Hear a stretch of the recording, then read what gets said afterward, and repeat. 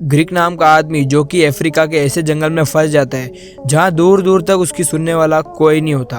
क्या ग्रीक इस जंगली एरिया को सरवाइव कर पाएगा? चलिए आगे देखते हैं। दोस्तों, ये कहानी सच्ची घटना पर आधारित है। इस फिल्म की शुरुआत होती है जहां हम अफ्रीका के जिम्बाब्वे में हेवांग नेशनल पार्क के एरिया को देखते हैं, जहां में कई सारे जंगली जानवरों को दिखाया जाता है। इस हेवांग नेशनल पार्क में कई सारे जानवर ऐसे भी है जो कि अब विलुप्त होने की तादाद पर है। अब हम गाड़ी चलाते हुए ग्रीक को देखते हैं जो कि हेवांग नेशनल पार्क का एक एक्सपर्ट होता है। वो अपना देश इंग्लैंड छोड़कर अफ्रीका आया होता है और उसने अपनी जिंदगी के 30 साल यहाँ उन जंगली कुत्तों की प्रजातियों को समझने में और विलुप्त न होने में दे दिए। अब ग्रीक अपनी गाड़ी से नीचे उतरता है और ठीक उसके सामने एक प्लेन खड़ा होता है। असल में वो एक लापता गेंडे को ढूंढने जा रहा है। उसे एक काम ग्रीक की टीम ने सौंपा हुआ है क्योंकि राइनोस की संख्या दिन ब दिन घटती जा रही है और ग्रीक को बखूबी प्लेन उड़ाना आता है। उस गेंडे को ढूंढने के लिए ग्रीक उस प्लेन को चालू करता है और वहां से निकल जाता है। वो ढूंढते हुए बहुत आगे आ गया होता है जहाँ की जमीन रेगिस्तान से कम नहीं है। उसे थोड़ी प्रॉब्लम होती है क्योंकि इस गर्म तापमान में उसे प्लेन उड़ाते हुए उस गेंडे को भी ढूंढना होता है। अच्छी बात यह है कि जितने भी गेंडे वहाँ होते हैं वो सभी इलेक्ट्रॉनिक सिस्टम से टैग हुए होते हैं। अब प्लेन में लगे ट्रैकिंग डिवाइस ने उस गेंडे को ट्रेस कर लिया है और ग्रीक को भी वो गेंडा दिखाई देता है जो कि एक पेड़ के पास खड़ा होता है। अब वो उस प्लेन को टर्न करता है लेकिन अचानक से उस प्लेन का एक इंजन बंद हो जाता है। यह सब होने पर ग्रीक एकदम से घबरा जाता है और वो प्लेन को संभालने की कोशिश करता है, लेकिन कुछ देर में वो प्लेन जमीन पर क्रैश हो जाता है। अब हम ग्रीक को देखते हैं जो कि बेहोश है, लेकिन पेट्रोल की बूंदें उसके ऊपर टपक रही होती है और अब उसे होश आता है तो वो जल्दी से उस प्लेन से दूर जाने लगता है क्योंकि उसे यह डर होता है कहीं प्लेन में आग न लग जाए। वो खड़े होने की कोशिश करता है तो उसे पता चलता है कि उसके दोनों पैर अंदर से अलग अलग जगहों से फ्रैक्चर हो चुके हैं। वो रेंगते हुए उस प्लेन की तरफ वापस आता है और रेडियो निकाल कर कुछ बोलता है, लेकिन वो रेडियो प्लेन के क्रैश हो जाने की वजह से काम नहीं कर रहा होता। अब ग्रीक के दोनों पैर फ्रैक्चर हो जाने की वजह से उसे अंदर से इतना दर्दनाक दर्द हो रहा होता है कि वहाँ उसे समझने वाला कोई नहीं होता। वो अपने आप को शांत करता है और उठकर आसपास देखता है। देखने के बाद उसे पता चलता है कि यहाँ बंजर जमीन के अलावा और कुछ भी नहीं है। अब यहाँ पर प्लेन को क्रैश हुए 1 घंटा बीत गया है और अभी समय होता है सुबह की 9 बजे।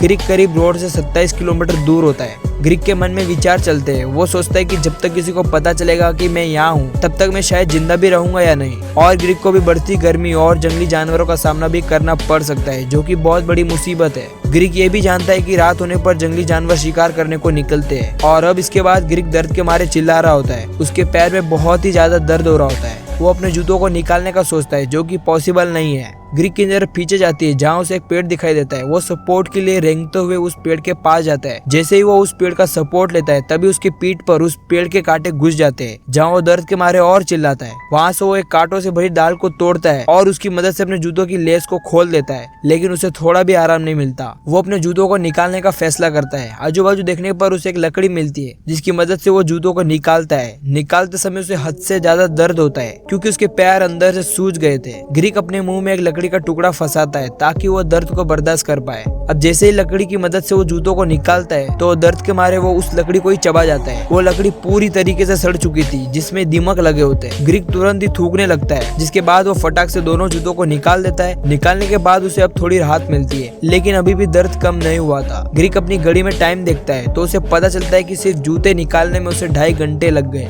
नेक्स्ट सीन में हम ग्रीक के बेस्ट फ्रेंड पीटर को देखते हैं जो कि उससे कई किलोमीटर दूर होता है। ये दोनों उन जंगली कुत्तों के विलुप्त न होने पर काम कर रहे होते हैं। इन दोनों की दोस्ती काफी अच्छी होती है और इन दोनों के विचार एक दूसरे से काफी मिलते जुलते हैं। पीटर को कॉल पर पता चलता है कि ग्रीक मिसिंग है। ये सुनते ही पीटर तुरंत फैसला करता है कि वो अब ग्रीक को ढूंढेगा। अगली तरफ हमें दिखाया जाता है ग्रीक जहाँ पर है वहाँ का तापमान हद से ज्यादा बढ़ चुका है और ग्रीक अब डिहाइड्रेट का शिकार हो गया है। प्लेन को क्रैश हुए 4 घंटे हो जाते हैं और समय भी 12 बज चुकी थी। ग्रीक को पानी पिए हुए 12 घंटे से ऊपर हो चुका है। ग्रीक का मुंह एकदम सूख गया है। उसकी नजर सामने एक बड़े चील पर पड़ती है। वो चील उसके मरने का इंतजार कर रहा था, जिसके देखने पर ग्रीक बोलता है, मैं इतने जल्दी हार मानने वाले में से नहीं हूँ। इस जंगल में कई सारे जंगली जानवर मौजूद है जो कि अब ग्रीक के जान के दुश्मन बनने वाले हैं और ग्रीक को अब किसी जगह की तलाश होती है जहाँ वो अच्छे से रह सके। उसे अपने प्लेन के अलावा और कोई भी जगह नहीं मिलती जो उसके लिए सेफ हो। चाहे प्लेन ब्लास्ट हो या ना हो, वो वापस से रेंगते हुए उस प्लेन के पास जाने लगता है, लेकिन हर 2 कदम पे उसे बहुत ज्यादा दर्द हो रहा होता है। वो एक बायोलॉजिस्ट होता है तो उसे समझ आता है कि उसे पेट के बल रेंगना होगा। वो उसी लकड़ी की मदद से अपने पैर के एक साइड के हिस्से पर लेस की मदद से बांध लेता है और गहरी सांस लेने के बाद वो घूम जाता है, जिस वजह से उसे बहुत ही ज्यादा दर्द होता है। और इसी दर्द के मारे उसे कुछ टूटने की आवाज आती है जो कि उसी की हड्डियों की टूटने की आवाज होती है। धीरे धीरे वो प्लेन की तरफ बढ़ते रहता है, जहाँ पर उस प्लेन को क्रैश हुए 6 घंटे हो गए और समय भी दोपहर की 2 बज चुकी थी। ये टाइम एकदम पीक पर होता है गर्म तापमान के लिए। इतने साल इस पार्क में बिताते हुए ग्रीक को यह एक्सपीरियंस हो गया था कि इस जंगल में कैसे सरवाइव किया जा सकता है। वो किसी के भी पैरों की हलचल से पता लगा सकता था कि वो जानवर कौन है।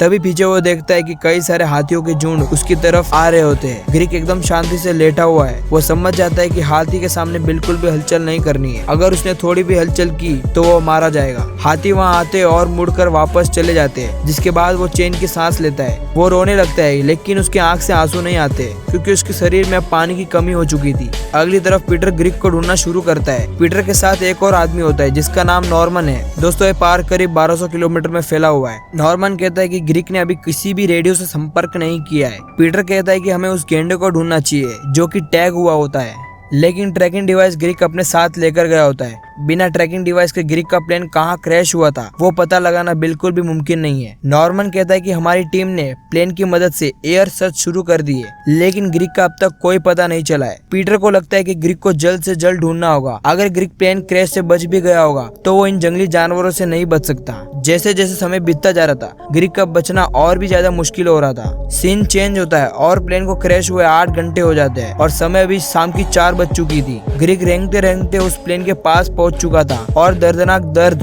धूप, पानी न होना, इन वजह से उसकी हालत और भी ज्यादा खराब हो गई थी। वो प्लेन की छाव में बैठा होता है। वो अपने होठ को महसूस नहीं कर पाता। जैसे ही वो होठ को छूता है तो उसकी होठ की चमड़ी उखड़ जाती है। तब वो थूकने लगता है। इस दौरान उसे पैरों की चलने की आवाज आती है। वो समझ जाता है कि वो एक शेरनी है। वो शेरनी उसकी तरफ बढ़ रही थी।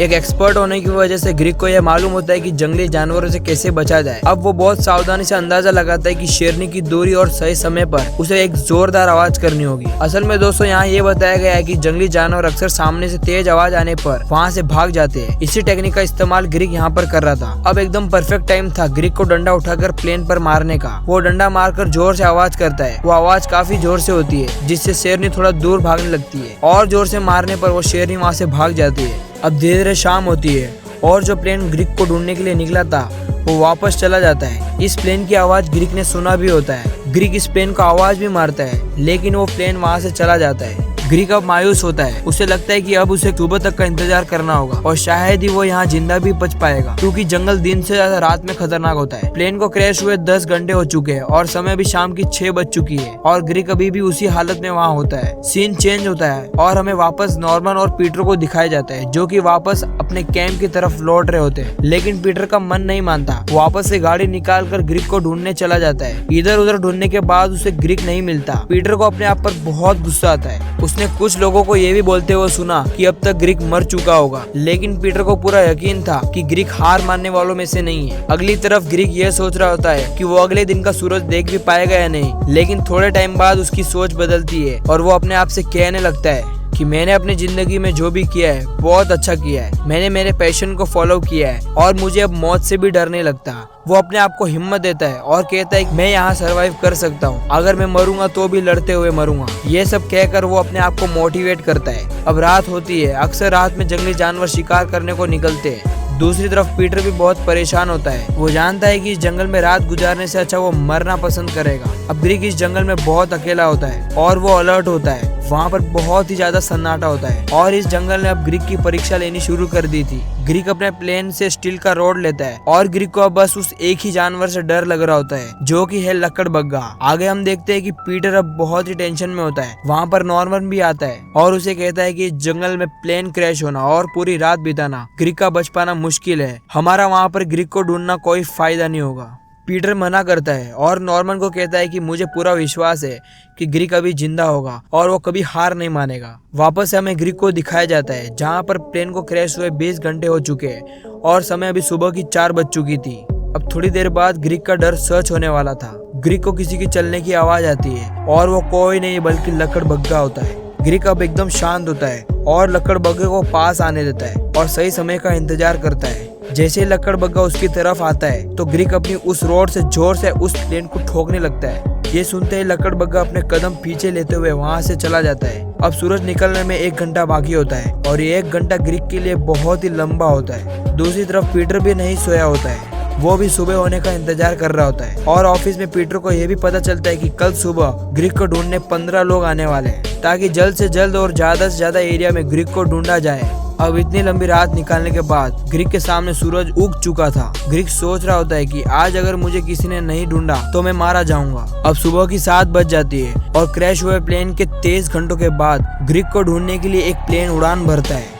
ये प्लेन के लोग ग्रीक को बहुत ही अलग तरीके से ढूंढने वाले होते हैं, जैसे कि गेंडे को ढूंढने के लिए ग्रीक कहाँ जा सकता है। ये लोग अपनी प्लेन को लेकर उस दिशा की ओर आगे बढ़ जाते हैं। इस प्लेन में नॉर्मन भी मौजूद होता है, जिसे पीटर ने भेजा है। पीटर अच्छे से जानता था कि नॉर्मन ही ग्रीक को ढूंढ पाएगा और नॉर्मन ही है जो जंगल का कोना कोना जानता है। यहाँ पर ग्रीक का एक एक मिनट काफी कीमती होता है। ग्रीक को गायब हुए 24 घंटे हो जाते हैं। अगली तरफ पीटर और उसकी टीम ग्रीक को ढूंढने की पूरी कोशिश कर रही होती है और ग्रीक भी अपने जीपीएस के सिस्टम को बंद कर देता है ताकि उसके मरने के बाद लोगों को यह पता ना चले कि वो इतने टाइम तक जिंदा था। यहाँ पर नॉर्मन भी ग्रीक को ढूंढने की पूरी कोशिश कर रहा होता है और वो पीटर के कांटेक्ट में भी था। अब नॉर्मन उस रूट की तरफ बढ़ जाता है जहाँ पर ग्रीक मौजूद है और ग्रीक को अब उस प्लेन की आवाज सुनाई देती है। वो रेडियो से कांटेक्ट करने की कोशिश करता है, लेकिन तभी उसे लगता है कि ये सच है या फिर कोई सपना। लेकिन सपना हो या सच, वो अपनी पूरी कोशिश करता है। वो रोड निकालता है और हवा में लहराने लगता है, जहाँ पर अगली तरफ नॉर्मल को कुछ चमकती हुई चीज दिखाई देती है। नॉर्मल को पता चल जाता है कि यहाँ पर प्लेन क्रैश हुआ है। वो सभी को उस क्रैश हुए प्लेन की लोकेशन भेज देता है।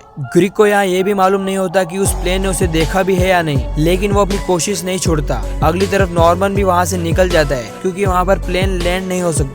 उसे बाय रोड वहाँ पर आना होगा।